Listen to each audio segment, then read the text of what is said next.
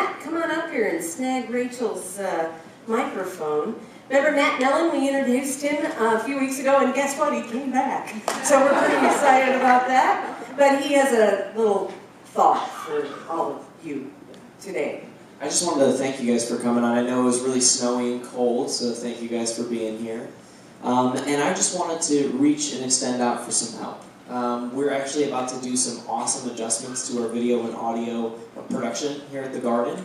And because of these awesome new improvements, we're going to need some extra help. So if anyone is interested in volunteering and helping us make this production as good as it can be, feel free to approach myself or Carolyn after the message in the service, which will be out there in the lobby for you guys. So hopefully we'll get to talk to you afterwards. Thank you. Great. Thanks, Matt. Do you wear that hat because you have so much brain? You gotta. I don't think it. Do you have hair? Do you have hair? I do have hair. All right, I'm just curious. We're glad you're here. Thank you. All right. It's good to be here. Blessings.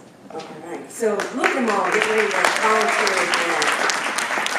All right. So we continue to follow a new path, and today we're going to follow the new path and join the parade before the parade passes by. So follow a new path. That theme we've been sharing in throughout all of Lent.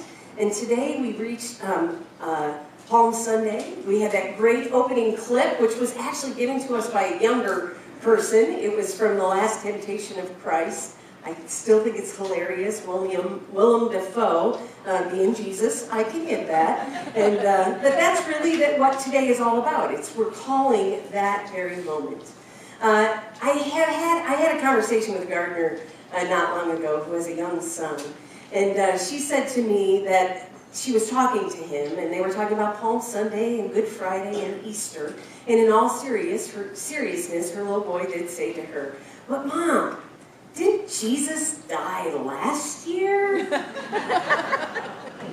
And you know what? I cannot get this conversation off my heart and off my head, because you know what? He's right. He did die last year. And yeah, we're going to take him down again this Friday. We're going to bring him back up again Sunday. So why is that important? Well, I think it's important because the only way that the Bible can have any meaning in our life is if we have a willingness to explore the stories of Jesus, if we have the willingness to see how they fit into our lives on a daily basis. And that's really what Holy Week is all about. It's how does the story of the Bible live today? And I have to tell you, this Palm Sunday story, this parade story, has more meaning today in light of our weekend in this nation than I ever dreamed it would. That's why it's important that we remember this every year. That's why it's important that we remember Jesus' death and his life and his not only from the cradle to the grave, but to new life again. And what does that mean to all of us? So today we're going to talk a little bit about perhaps how this scripture can live in the context of the 21st century of today. And I think there are 3 points I want you to take from this sermon. First is, what we find here is Jesus finding his focus. The second thing we're going to look into is what Jesus drove. And the third thing is Jesus reminds us all that we have to be willing to give the coat off our back for the people that we love. The text today comes from Mark 11, verses 1 through 11. We're only going to look at certain verses. They, meaning the disciples, brought the colt back to Jesus, meaning a donkey, piled garments on the back to make a comfortable seat, and Jesus rode the animal towards Jerusalem. As they traveled, people cast their cloaks onto the road and spread out leafy branches which they had brought from the fields along the way. People walked ahead of them, and others followed behind, shouting, "Hosanna! Rescue us now, Lord! Lord, blessed be the one who comes in the name of the Eternal One, and blessed is the kingdom of our father David, which draws closer to us today. Hosanna in the highest heavens." Jesus has entered Jerusalem, but this time I have to tell you, it's different. He had been in and out of Jerusalem on a regular basis throughout the last 3 years of his ministry, but this time it's different, isn't it? And what's most different about it is that Jesus finds his focus. He has come to the conclusion or realizes that the culmination of his earthly ministry, that is him being among us, is almost to an end. and he has got to set his eyes on the task that is before him. He knows what he has to do. And he realizes that this parade, this road where people are crying out to him to save them, is going to end a little different. The crowd is going to change because he is not a military leader who is going to overthrow the government. The crowd will turn on him, but he does not let that or any other earthly concern get in the way of his mission in life. He has a mission, and he's going to follow it no matter what. You know, Jesus reminds us first in this story today that we all have a mission in life, and we all must find our focus. We must always be seeking why God has given us life and breath and movement. I know I say it on a regular basis. And why we are called into being. Not only for our own earthly purposes, but even more so. Why did God give us life and breath and being? I believe there's a divine purpose. We all work together in this, and that divine purpose can be realized. I don't know about you, but I have to admit that one of my spiritual gifts is, well, losing focus. It happens in small ways, like that. It happens in small ways, you know, that this seems to be happening to me more now. You know, you leave one room and go into the other, and you're like, what am I here for? I came in here for something. I am in this room for something. And what is it? I can't remember. That kind of focus, I lose it in small ways. But then I also lose it in larger ways as well. It's happened to me on a regular basis that I can open up my computer with a task ahead of me and start working on the sermon, and there are my emails. Or I'm driving along and the phone goes, and I think, I wonder who that email is from. How many of you have this situation where you lose your focus based on emails, most of which are trying to get you to do something that has nothing to do with you being a better person? That drives me bananas, but I do it on a regular basis. I lose my focus because of my email. Another thing that happens to me is the internet gets in the way. The internet gets in the way. I can set off looking for a video clip, like, for example, for Palm Sunday morning, oh, we need some video clips, and I jump into YouTube, and I'm looking for a Palm Sunday parade-like video, and suddenly this video comes up with the perfect pillow. And I end up spending time concerned about the perfect pillow. And then that perfect pillow turns into the perfect pillow that would work perfectly for my next trip that I'm going to take, because it's going to hold my neck appropriately. Man, I watched 22 minutes of pillow videos. I can tell you more about pillows than I can about Palm Sunday, I got to tell you that. Another thing that the internet pulls me away to is recipes. I don't cook. But on a regular basis, I am drawn in by these videos about all the amazing food that people can make. And I will sit and watch the whole of the video. Or else, not only do I have that, but then also in the corner of my computer, up comes whatever's happening in CNN or whatever news feed is happening, and I'm drawn to that on a regular basis, to click that button and see what was going on. And then, of course, there are the SNL skits. Have you ever ended up in the SNL abyss? So we don't stay up and watch SNL on Saturday night, so you can go to the internet now and watch the SNL skits. But you can also watch the last 50 years of SNL on the internet, and before you know it, you see what I'm getting to. All the time I lose my focus, all the time. I can be going into the grocery store, only need to grab a few things, come out with bags and bags of groceries, minus the few things I went into the grocery store for. Yes, I do believe I have a spiritual gift for losing focus. But that's bad. It is. Because God's given me a much greater purpose in life. And oftentimes I will let this world kind of gather me, my thoughts, and my focus, when really, if I look deep down inside, just as Jesus did here, I will realize that my focus, if it is on God alone, then my actions will reflect that. Many times people lose focus. Many times. We all lose focus. We forget what's really important in life. We become concerned about things that don't matter. I mean, even our jobs, and we get so overwhelmed with our jobs that we leave the people, our family, behind.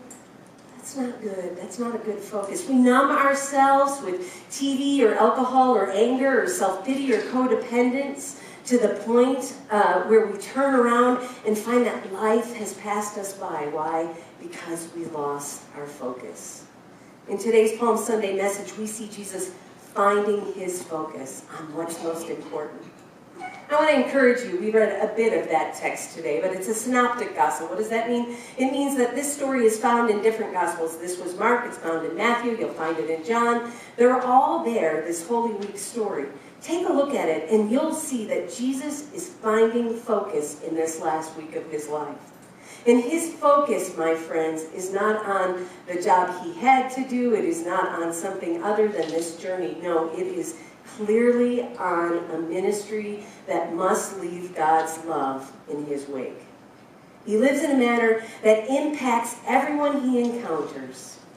And he leaves a message to guide all of us Christians to behave in manners where our focus is in caring for our neighbor, taking time with the people we love, taking time to pray. In this last week, we are reminded of the power of surrender. See, Jesus finds clear and direct focus and follows that path. We too are called to do the same. You know, Jesus once said, "And a child shall lead them." I have to tell you, after what I witnessed yesterday, I am reminded that we have youth who are doing a much better job finding their focus than many of us do on a regular basis.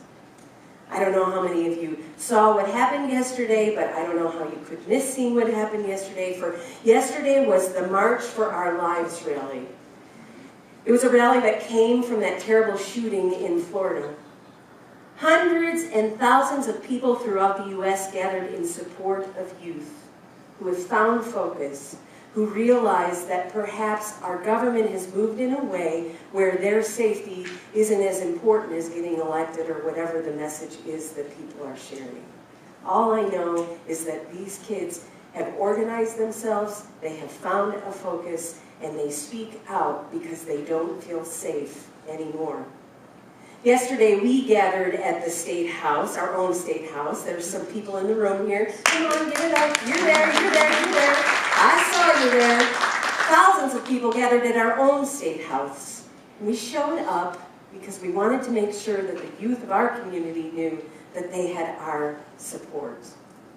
I have to tell you, as I stood in that line, kids were coming through and asking other kids if they had registered to vote or giving them directions on how to do it when they're of age. I saw kids supporting kids. I saw kids overcoming a message of concern. There was a man who was walking around with a very large gun. That was nothing because there were thousands of kids there loving and caring and finding focus. What a beautiful message for all of us. Our kids are finding focus. They don't feel safe. And we need to help them in that focus. To let them know that we love them. To let them know that with God all things are possible. And to empower them because a child will lead them. Not only did these kids find this focus around this particular topic, but some of them have gone even deeper. This past week, this video showed up in my newsfeed of a young woman who not only realizes the terrible danger of guns and the guns in the world today, but what would lead somebody to behave in such a manner that they would feel that that is the only answer.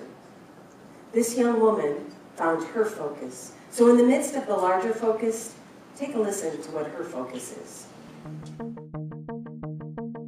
Before we just stand here for 17 minutes and don't do nothing, because that's what we're all going to do right now, I just wanted to say, we're out here for a shooting, school shootings. You guys are all in a school, okay? And these school shootings are happening from these kids that you guys are cornering out, that you're bullying, that you're doing all this stuff to, because you think it's funny, and it's not funny. All of these kids just want to be themselves. They want to be who they want to be in their own school. They're here to learn. You're not here to bully. Kids shouldn't be shooting up schools. We're teenagers. You should say that you love your neighbor. You should be there for them. Sit with them at lunch. Tell them that you're their friend, that you're going to be there for them whenever they need you. Because just because they're already dealing with bullying at school enough, and they have their own problems at home, whether you know it or not, everybody does. And I don't see why it's so hard to be nice and care and love each other. Like, it's not hard. And I know some of you are going to laugh and look at me like I'm stupid, but I don't care, because somebody said something while we're out here. Somebody stood up. And I'm sorry that I look mad and I'm saying this aggressively, but you guys won't get it any other way, because it's not a joke. It really isn't. Most of you are out here because you don't want to be in class. That's it. Like, it's stupid. I don't know. I just wanted to say that. I don't know. I love all of you guys. I care about all of you. So in the midst of this movement, this young woman has found a way to love and to care for a perpetrator, somebody who she realizes was probably bullied in some way or another in their school, and she has made this her focus in the midst of the movement. I don't know about you, but I got to tell you, I am so excited about our future. When I look to these kids who are finding a way to get a loving message out into the public schools, out into the public, I believe the future is going to be amazing. And I am excited to support youth on that journey. The next thing we're going to talk about today is, what do you drive?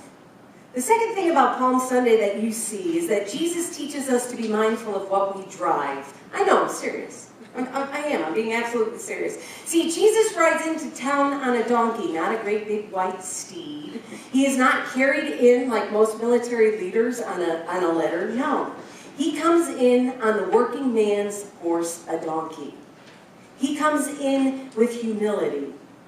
He comes in for a triumphal entry on an ass. Jesus makes it clear, he's not here to conquer with military strength or worldly strength. He is here to conquer the world with love. And he plans on doing so with some pretty powerful weapons. Humility, grace, love, hope. He makes it clear that the one who comes in the name of the Lord does so with love and compassion for others always. Now, I don't know about you, but do you realize that there's been some theologians doing some study on what Jesus would drive if Jesus were around today? I don't know if you've heard this. It's true. It was determined that he would drive a 1999 Honda Accord. For they did not, but he never talked about it. Because, for I do not speak of my own accord, Jesus said.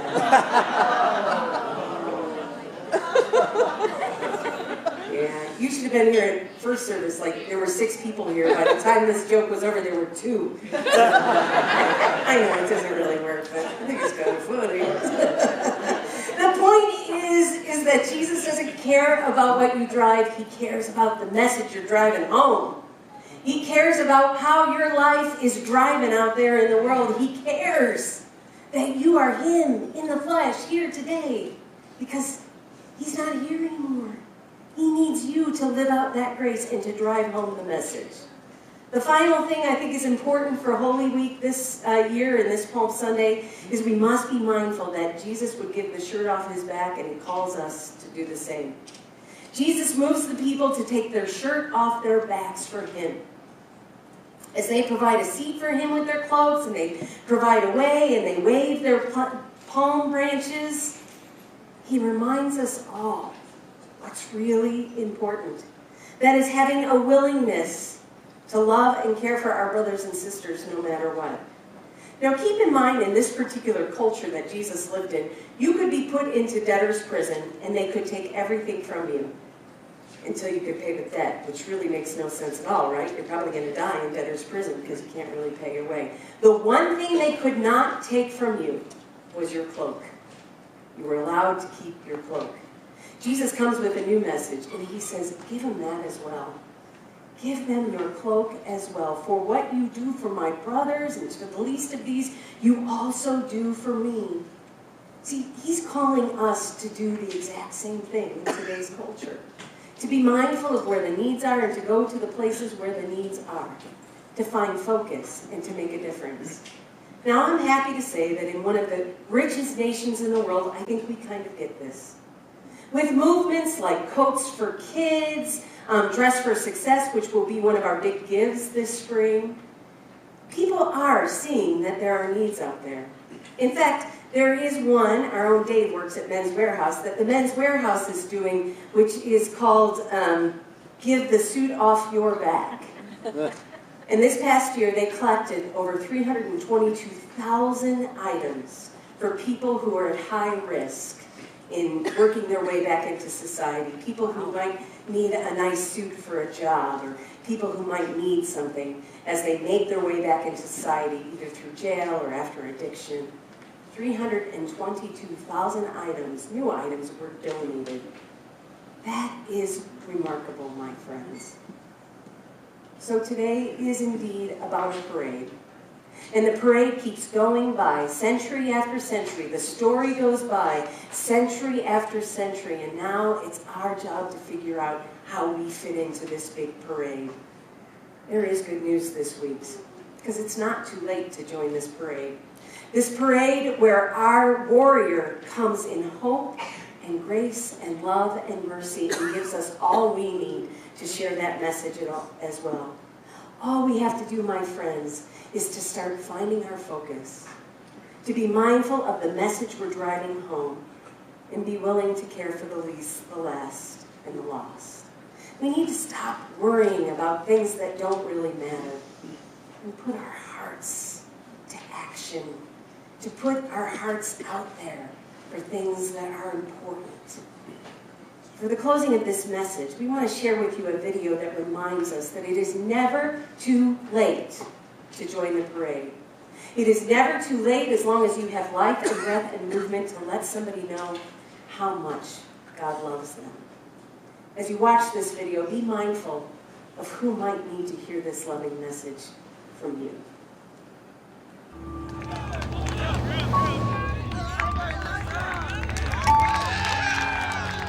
I voluntarily enlisted, even though I had a full scholarship. I decided my country was more important than me going to college. I brought a platoon picture of what all of us young, good-looking guys looked like back then.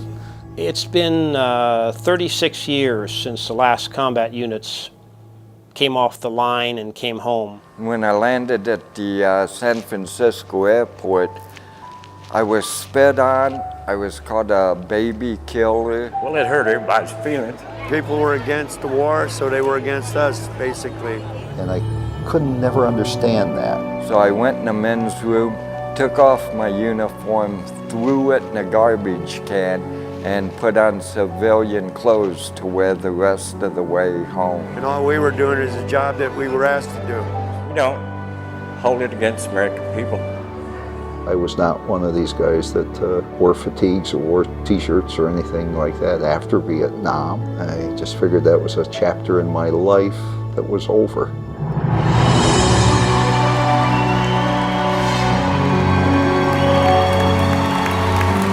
You all know that during the Vietnam War, the troops returned home during the course of the war individually. There are many people who never had the opportunity to let them know how they felt.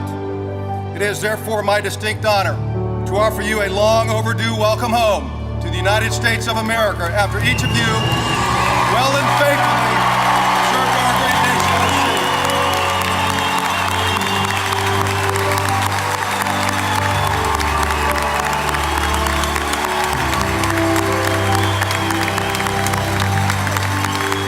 I didn't get it when I got back.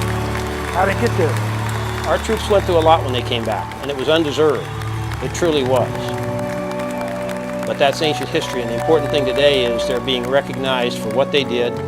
They're being welcomed back as patriots and soldiers and men who went and did their duty. And that's what it was all about. It feels good, but it hurts. Because there's a lot of guys that should be here that aren't. I lost a lot of friends the veterans who were not able to be here. I'm sure that they're watching from up above, but the ones who can't receive the thank yous and the applause, that's what hurts. Today we honor these servants of yours. Fill their hearts with the honor they truly deserve, and give them the recognition fitting of their service and sacrifice. This is a time for celebration and a time for healing. We want each of you to know how much we love you and how we, as modern-day veterans of Iraq and Afghanistan, have not forgot your sacrifice. Ladies and gentlemen, please join me one more time in thanking these great veterans for their service in Vietnam.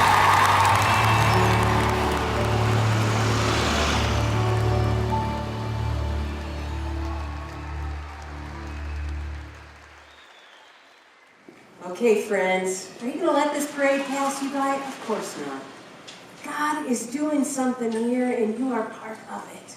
So go forth now from this place, going and finding a focus of love, driving home the message, and indeed being part of the solution, caring for the least, the last, and the lost. Hey, we'll see you Friday here at noon for our Good Friday service, and then back again on Sunday. So go now, my friends. And may the love of our God be yours today, tomorrow, and forevermore. Amen.